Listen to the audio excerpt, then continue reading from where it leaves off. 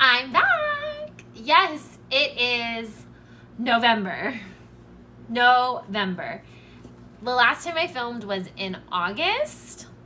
No, it wasn't in August. It was in September, October, November. It's been 3 months. A lot has happened in 3 months. I started off remote. Now I'm face to face with my children, and so much has happened. Earlier on Instagram, I talked about new challenges that I faced this year, and we're going to talk about those. So instead of me doing my face and getting ready, I'm actually getting ready to go run on the trail, but I need to tie up my hair because this is after work hair and it needs to go up. And my bangs are, currently growing out, so I have to pin all those back and I need to put on my shoes. So I thought that'll keep me under a good time limit. So I have my mirror right here, and I'm going to tie up my hair and I'm going to talk to you about what this year has been like for me as a teacher. Still a clip in my hair. So this year I had my teaching partner is fairly new to our program, and she's fairly new to education as well. And when I say that, I mean it. I mean, she just graduated with her degree. She passed her test. She's very new to teaching for her, and I had always prepped her because this is my 5th year in the classroom. My 4th year as in full-time aide. So, and I do have a bachelor's. I know some people were wondering if I had a bachelor's. I do have a bachelor's. My bachelor's is in dance. And I kind of fell into education. I was actually going for a master's in education, and I needed a job. So I landed this job, and then I realized that getting a master's in education really wasn't my passion.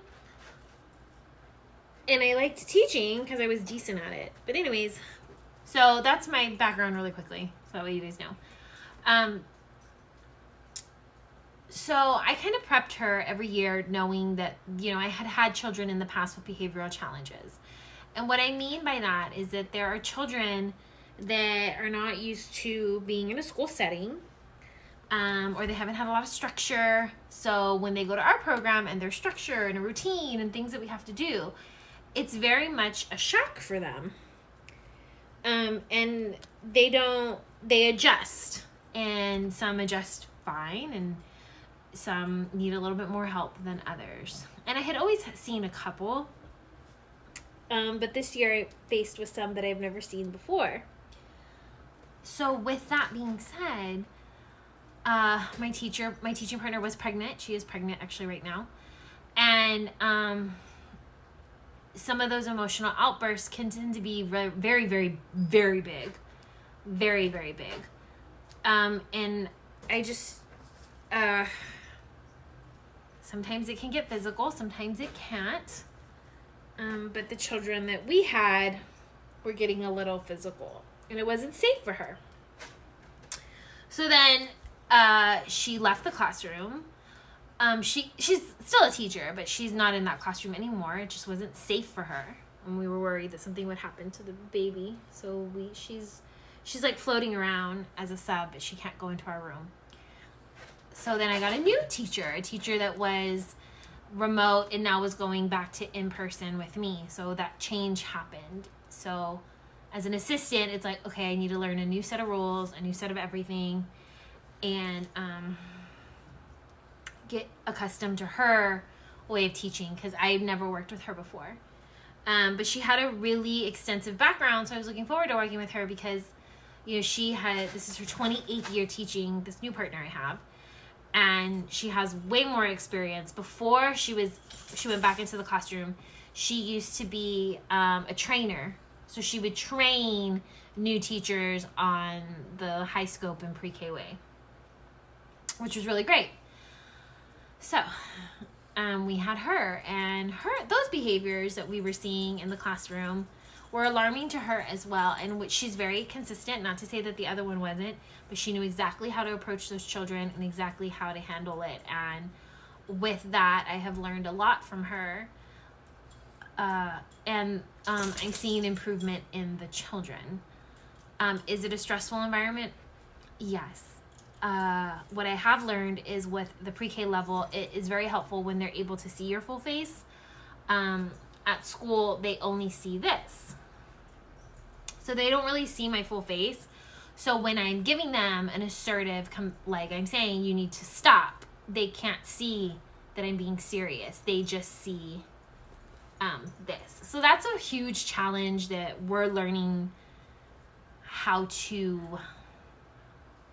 fix or how to still let them understand the stress in our voice, even though they may not see it in our face when we're used to having them see it in our face. So I have had a teaching partner switch, which has been stressful. It's not so much stressful. It's just like new, but it's been stressful on the children. So we have that going on. Well,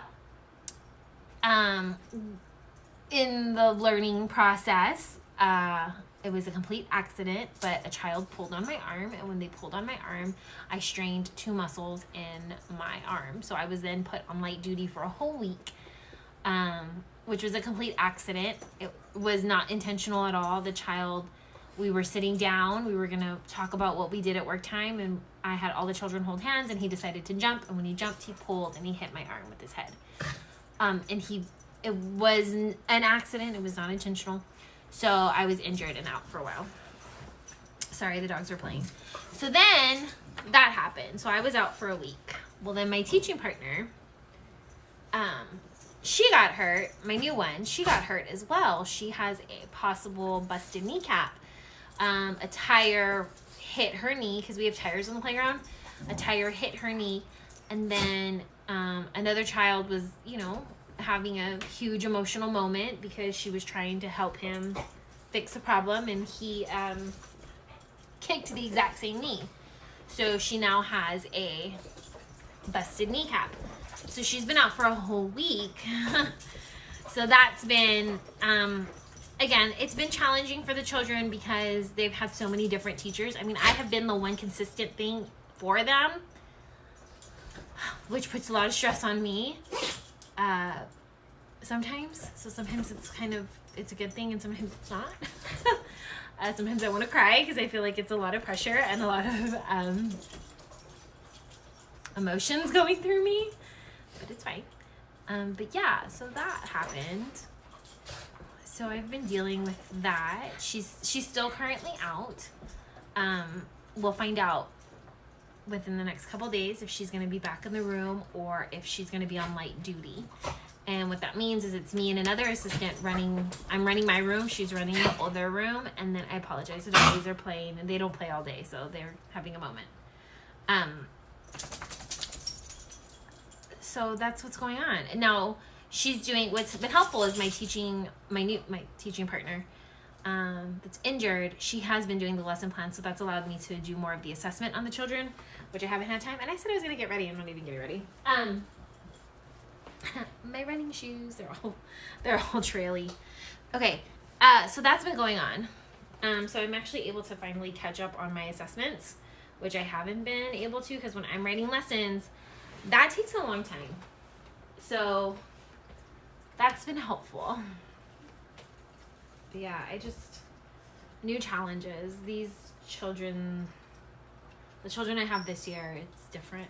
Last year's children, they were saints and angels and just dream children. They really were. They were dream children. It's a dream classroom. This year has been tough. And that's not all of them. I mean, some of them are all of them are sweet. All of them are sweet. All of them are kind. All of them they're so cute. All of them are cute. A couple of them are not used to structure, and they're adjusting, and adjusting can be hard sometimes, and when it's hard and big. So that's what I've been experiencing as a teacher. Yeah. But I mean, half the year is almost over. I know in Texas, they're talking about a possible, well, now that the presidential election is over, there's words of possible lockdown. I think it would be helpful. We have had some COVID cases at school.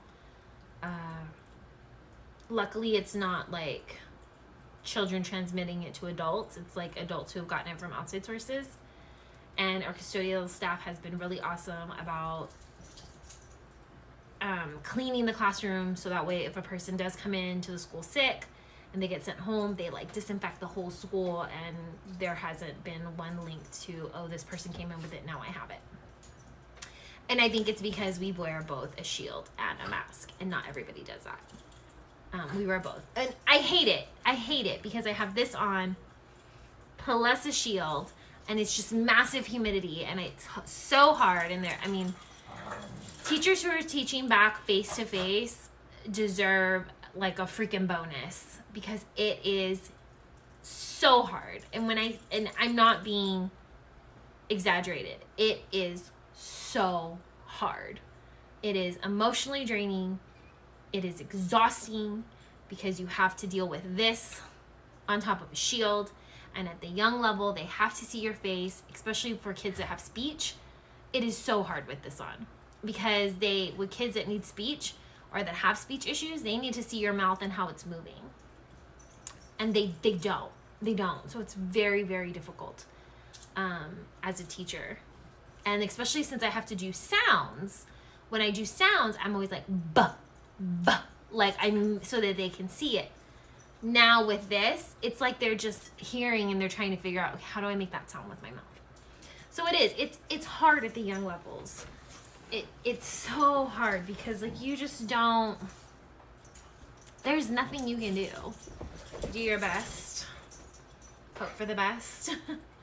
So, and I know the kids that are in person, they need to be there because they have working parents and their parents have to work. They can't, stay at home with their children.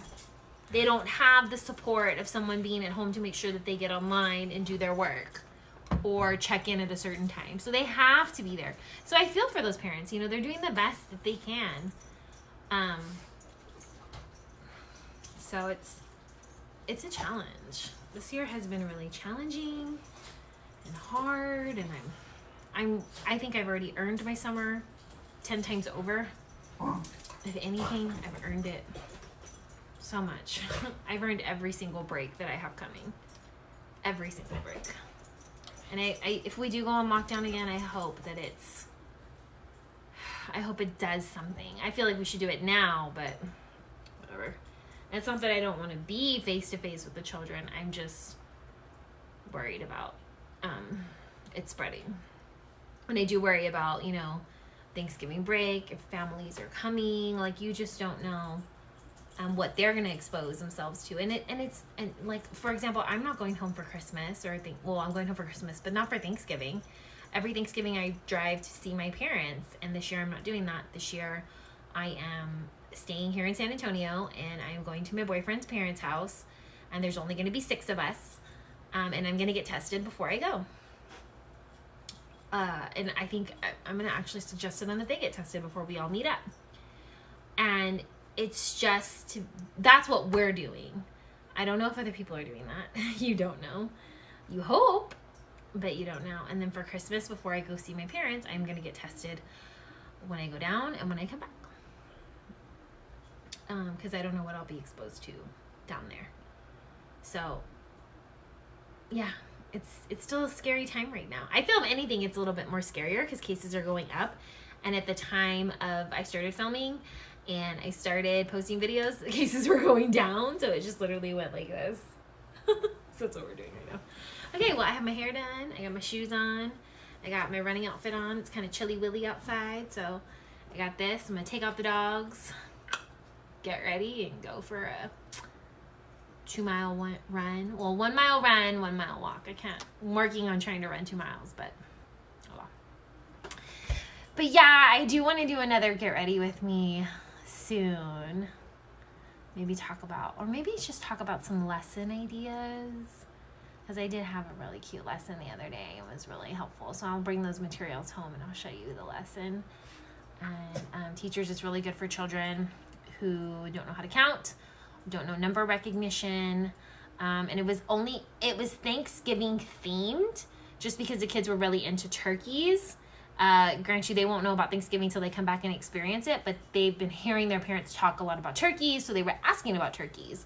So we read a couple turkey books, and we did this turkey activity, just because they were so into turkeys. So I think my next video is gonna just be about like actual teaching stuff, like lessons and stuff like that, but definitely keep you posted.